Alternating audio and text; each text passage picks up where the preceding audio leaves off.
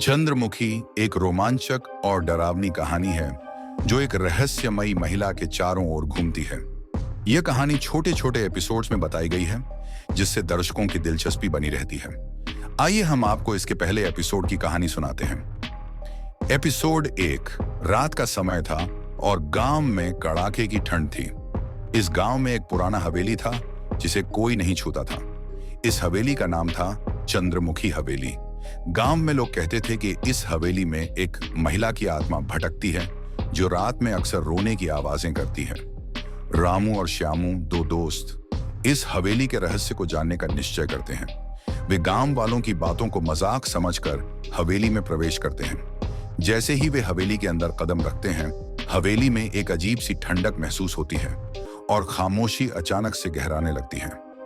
एक एक कर सीढ़ियां चढ़ते हुए वे ऊपर की मंजिल पर पहुंचते हैं। अचानक उन दोनों को एक दरवाजे के पीछे से किसी के चलने की आवाज को सुनाई देती है। रामू दरवाजा खोलने की कोशिश करता है, लेकिन जैसे ही वह दरवाजे को छूता है, उसे एक ठंडे हाथ का एहसास होता है। तभी उनके सामने एक महिला का अक्स दिखाई देता है। एक सफेद साड़ी पहने हुए, लंबे बाल और बड़ी बड़ी लाल आंखें। वह महिला कुछ बुदबुदा रही होती है। मुझे यहां से बाहर निकालो, मुझे न्याय चाहिए।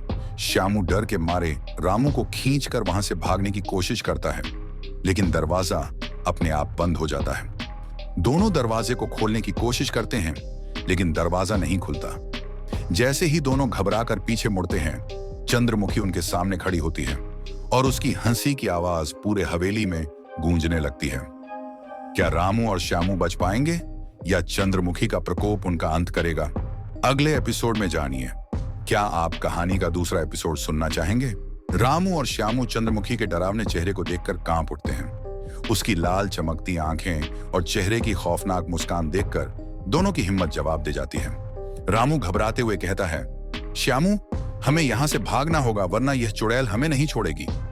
लेकिन चंद्रमुखी अपनी ठहरी हुई आवाज में बोलती है, भागने की कोशिश मत करना, तुम्हें यहां बुलाया गया है। रामू डरते हुए पूछता है, हमें बुलाया गया है? हमसे क्या चाहती हो तुम?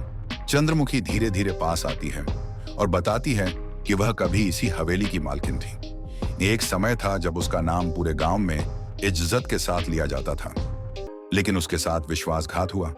उसके पति और उसके दोस्त ने उसकी संपत्ति के लालच में उसकी हत्या कर दी और उसकी आत्मा को इसी हवेली में कैद कर दिया।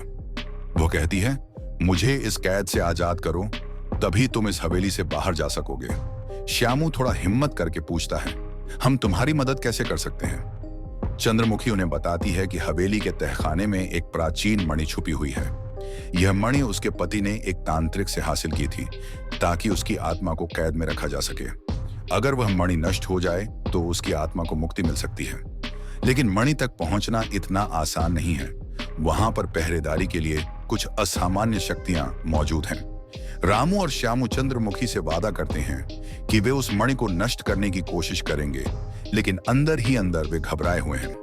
दोनों तहखाने की तरफ बढ़ते हैं, जहां उन्हें अजीब सी आवाजें सुनाई देने लगती हैं।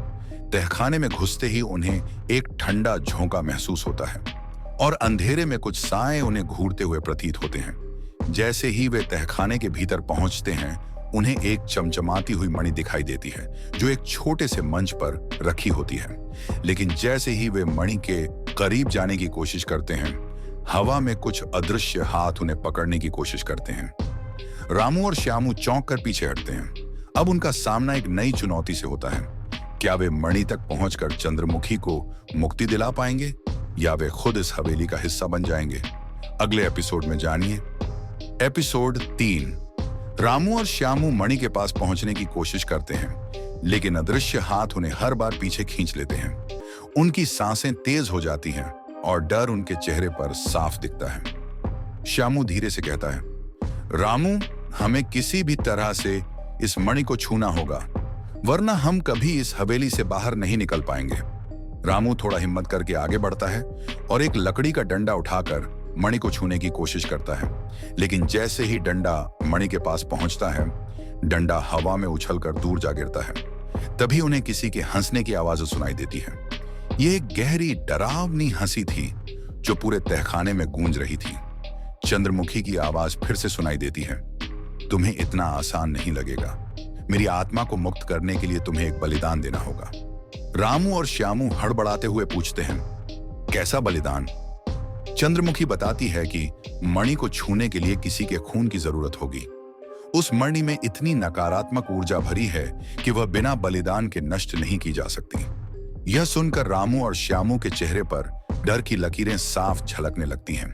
वे सोचते हैं कि क्या इस बलिदान के बिना इस डरावनी जगह से निकलना मुमकिन है। श्यामू ने हिम्मत करके कहा, रामू, हम यहां तक आए हैं। अगर हमें इस मणि को नष्ट करने के लिए खून देना पड़े तो मैं अपना खून देने के लिए तैयार हूं। रामू उसे रोकता है, लेकिन श्यामू मणि के पास जाता है और अपनी उंगली पर एक छोटा सा कट लगाता है। जैसे ही खून की बूंद मणि पर गिरती है, मणि अचानक से तेज रोशनी में चमकने लगती है। हवेली की दीवारें हिलने लगती हैं और वहां पर एक जोर की आवाज गूंजती है। चंद्रमुखी की आत्मा धीरे धीरे मणि से अलग होती है और हवा में घुलने लगती है। उसकी आवाज हल्की होकर गूंजती है, तुमने मुझे मुक्ति दिलाई है, अब मैं चैन से सो पाऊंगी। इस एहसान के लिए मैं तुम्हें आशीर्वाद देती हूं। जैसे ही चंद्रमुखी की आत्मा हवेली से निकलती है, हवेली की सारी डरावनी गतिविधियां थम जाती हैं। दरवाजा खुल जाता है और हवेली में रोशनी लौट आती है। रामू और श्यामू एक दूसरे को देखते हैं और खुशी के साथ बाहर की तरफ दौड़ते हैं। कहानी का अंत, रामू और श्यामू दोनों इस घटना के बाद गांव लौटते हैं और चंद्रमुखी के रहस्य को गांव वालों को बताते हैं। चंद्रमुखी की आत्मा को शांति मिल चुकी थी और गांव वालों के दिल से हवेली का खौफ हमेशा के लिए खत्म हो गया।